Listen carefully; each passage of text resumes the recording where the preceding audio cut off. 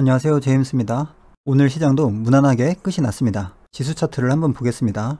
지수의 조정이 나온 이후에 3거래일째 지금 반등이 나오고 있고요. 기술적인 반등은 어느 정도 나왔거든요. 분봉까지 한번 보겠습니다. 분봉 차트인데요. 이렇게 피보나치를 한번 그려보면요. 하락이 나왔고 절반 이상 되돌림이 나왔고요. 그리고 더 이상 하락을 하지 않고요. 이 고점 부근에 이 주가를 올려놨죠. 이 분봉의 흐름은 나쁘지 않은 모습으로 현재 보입니다. 그렇지만 저는 이 단기적인 기술적 반등에 상당히 많은 보유 비중을 덜어냈고요. 이제는 또 좋은 종목을 골라서 제가 원하는 자리에 오기를 기다려 보려고 합니다. 지수는 이렇게 간단하게만 보고요. 이 보유 종목을 보면요. 링네트가 있고요. 이 부근에서 어느 정도 지지라인이 있다고 생각이 되고요. 여기에서 분할 매수를 해서 평단가를 낮출지 아니면 이 종목에 돈을 투입하지 않고 더 좋은 종목을 기다려서 그 종목에 돈을 투입할지 한번 시장의 흐름을 보면서 판단을 해보도록 하겠습니다. 오텍도 마찬가지고요. 충분히 하락이 나왔기 때문에 크게 더 내려갈 만한 그런 부분은 그렇게 많지 않다고 생각을 하고요.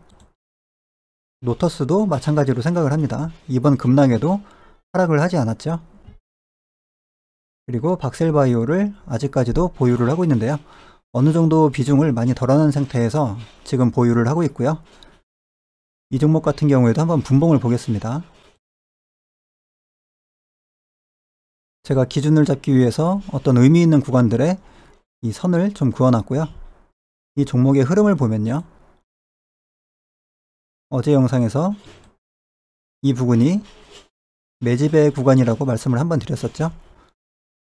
그리고 오늘요. 상승하고 조정받았던 주가가요. 다시 이 고점에 맞고 또다시 조정을 받았고요. 그리고 또 저항을 맞았죠. 같은 라인에서. 그리고 또 내려오다가 더 이상 내려오지 않고 저점을 올리는 흐름이 나왔습니다. 거래량을 보면요. 오늘은 거래량에 특이점이 없죠. 이 부분은 거래량 없이 이 가격대를 유지했다는 것은 그만큼 앞에 있던 이 매물대를 이렇게 등락을 하는 과정에서 어느 정도는 소화를 했다고 볼 수도 있거든요. 물론 지나봐야지 결과는 알 수 있습니다. 하나의 가정을 하는 거고요.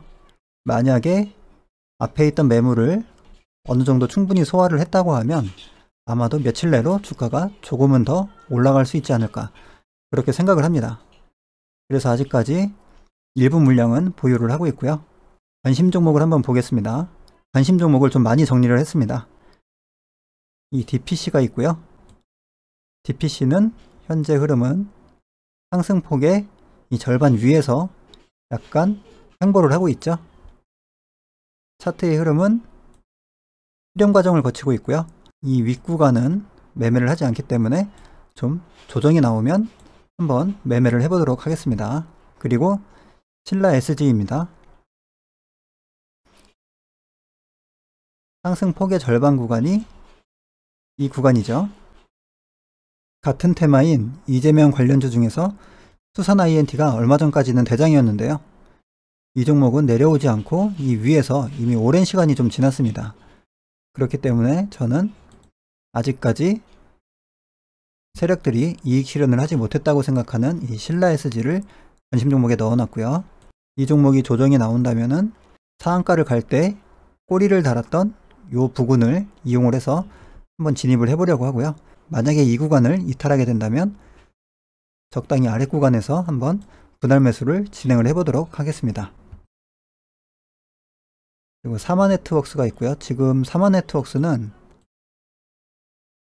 계속해서 상승을 하고 있죠. 주가의 위치가 꽤 높아졌습니다. 여기를 보면은 저점 대비 고점의 그 상승폭이 251%가 되고 있고요. 2배 이상 오른 가격이죠. 하지만 이 거래대금은 상당히 좋습니다. 상승 추세도 강하고요. 빠른 시간 안에 조정을 준다면요. 충분히 매수해 볼 만하다고 생각을 합니다. 이렇게 선을 그어놓고 있을게요.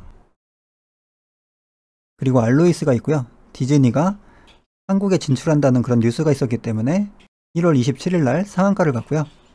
그 이후에 조정을 받았지만 이 매물대를 모두 소화하면서 상당히 거래대금이 많이 나왔습니다. 차트의 흐름은 나쁘지 않아 보이고요. 손을 한번 그어볼까요? 이렇게 그어보면 이 구간이 절반만큼 조정을 받은 구간이고, 차트로 봤을 때도 눌림 이후에 되돌림이 나온 구간입니다.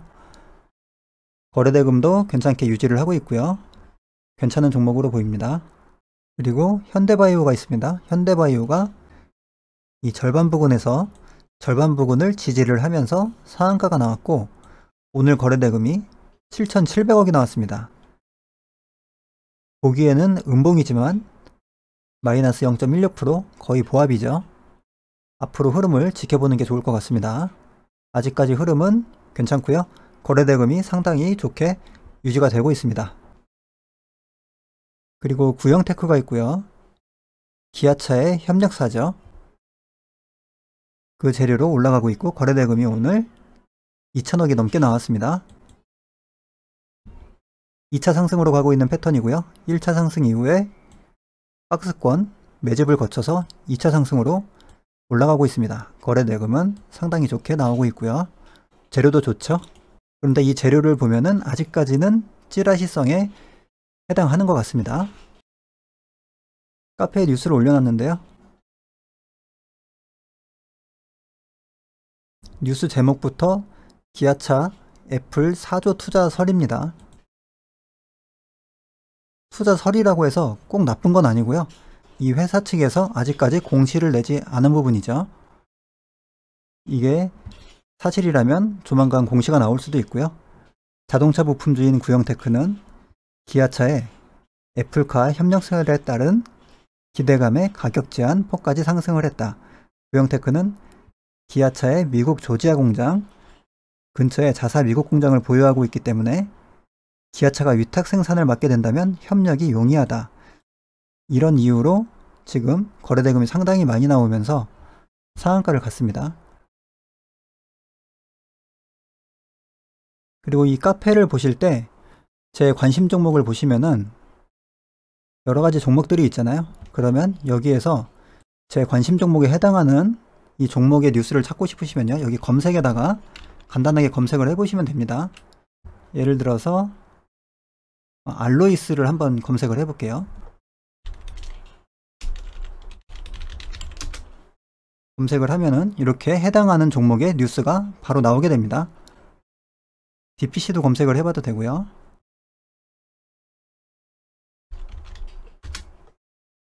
이렇게 하면 DPC 관련된 뉴스가 나오죠. 제가 고른 관심 종목들의 뉴스는 대부분 이 안에 있으니까요. 간단하게 찾아서 참고를 하시면 좋을 것 같습니다. 지금 시장에서 제가 보기에 가장 강한 종목들은 이 종목들로 종목을 좀 추려놨고요. 그리고 지수 관련해서 한 가지 참고할 만한 부분은요, 바로 이 환율입니다. 환율이 어제하고 변동성 없이 보합 부근에서 끝이 났고요. 지수의 방향이 상방이라면은 약간은 환율이 조정을 받을 것 같고요. 만약에 또다시 시장에서 안 좋은 뉴스가 나오면 환율이 상방으로 방향을 틀겠죠. 환율이 좀 안정된다면은 이 주가에도 큰 부담이 없을 듯 한데요. 환율이든 주가든 우리가 미래를 알 수는 없죠. 우리는 어떠한 현상이 움직임이 나올 때 그 현상에 대해서 대응만 해주면 됩니다. 그러기 위해서는 미리미리 어떤 움직임이 나오더라도 그에 대한 대책을 가지고 있어야 되고요. 최근 지수가 조정을 많이 받았기 때문에 대부분의 종목들이 어느 정도 눌림을 주고 반등이 나온 상태입니다. 그렇기 때문에 관심 종목이 그렇게 많지는 않고요. 매매되는 종목이 없더라도 원칙에 맞지 않는 종목은 매수하지 않겠습니다. 지난달에도 거의 매매가 없었지만 최근 며칠 만에 충분히 수익이 나오는 거 보셨을 겁니다. 큰 수익이 아니라도 꾸준히 수익을 쌓아가다 보면 원금이 커지면서 수익금은 자연스럽게 커지게 되어 있습니다. 제 생각에는요, 주식으로 성공을 하고 싶다면 이 주식을 하는 그 원금 자체도요, 주식으로 불려나가는 게 맞다고 생각을 합니다. 원금이 불어나는 그 과정을 통해서 충분히 시행착오를 겪을 수 있고요. 그러면서 자신의 매매법은 더 단단하게 굳어질 것입니다. 자신의 매매법이 확실하게 기준이 잡히지 않은 상태에서는 아무리 큰 원금을 갖다가 넣어도 계좌는 불어나지 않을 거고요. 아마도 더 큰 손실만 불러오게 될 것입니다. 오늘 영상은 여기서 마치겠습니다. 감사합니다.